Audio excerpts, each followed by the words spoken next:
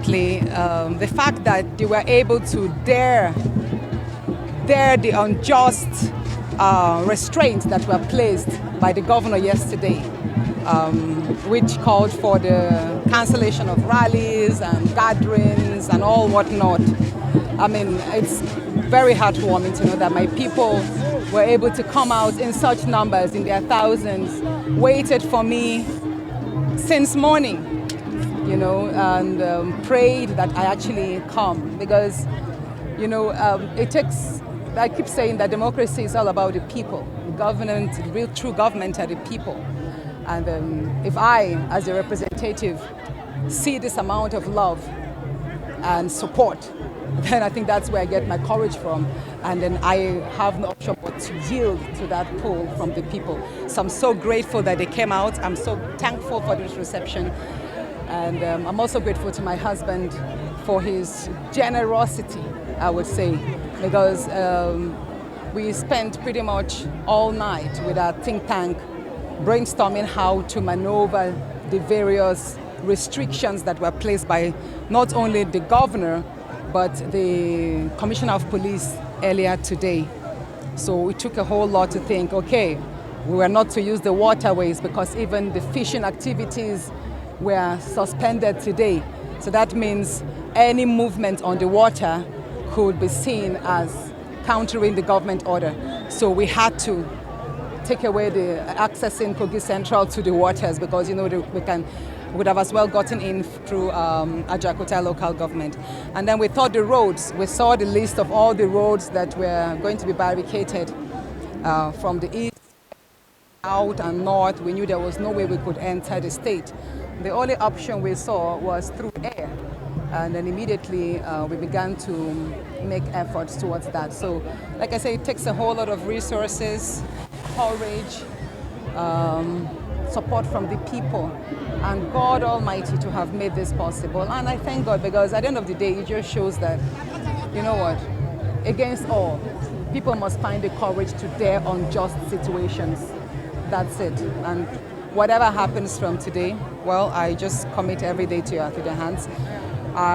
With regards to what statements I made today, yes, I still insist on my stance that I was sexually harassed by the Senate President, and that the harassment generated into malice, which denied me a lot of my privileges and rights on the floor of the National Assembly, and by extension denied the people of Kogi Central. Each time he denied me a chance to present a concern was him subjecting them to a denial of federal representation. And that's wrong. This is democracy. You can't extend your personal vendetta on one person to the people. You know, and of course, again, I said my suspension is illegal. It's unjust because it contravenes the Nigerian Constitution and even the Senate rules that says the senator should be suspended for just 14 days. Why 6 months? Especially when there are a series of court precedents, you know, in Ali Ndume and Omo Agege's cases. You see that the courts have time after time said you cannot suspend a senator that is duly elected. You cannot, and if you have to apply by the Senate rules, then it will be 14 days. And that's, again, for very serious offenses. So when they say that I was suspended, not for the sexual allegation, but for gross misconduct, the question again is, what exactly did Senator Natasha do on the floor of the Senate that amounts to gross misconduct? I didn't fight. I didn't insult anybody. I wasn't violent. So what did I do? I didn't tear anybody's shirt. We've had senators fight. We've had senators slap each other.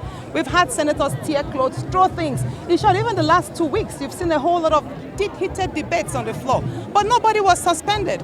Why? Because I'm a woman? Or why? Because I'm a minority among the minority? Because when you talk about the larger tribe, ethnicities there, you have about 20 Yoruba senators, Hausas, you have a lot of them, but I'm the only one there. So why? I'm actually even very disappointed that my senators from Kogi, especially the senator from Kogi West, took it upon himself. He did not even mention the fact that Senator Karimi also cooked up a report trying to label me as if I'm a KGB agent infiltrating the National Assembly to disrupt the 10th Assembly and democracy. So what I did in that was that I took a preemptive measure by writing to the police so that they could invite Senator Karimi to testify or attest to the fact to how he knew about the so-called KGB agent and the filtration moves. So I call my suspension illegal and unjust, and I hope that the courts will do justice. It's unfortunate that Justice Egwato recused himself on the 25th of March 2025. He did mention that he was recused because of the petitions that the Senate President wrote against him. But then I also got to know, like I said, allegedly, that he was also threatened, because that's what usually happens. And I respect his decision, but I pray that the next judge, who is Justice Binta Nyako, actually will be strong enough to stand against any threats. Because at the end of the day, if the bad people keep winning, that means the entire country will suffer and our democracy suffers.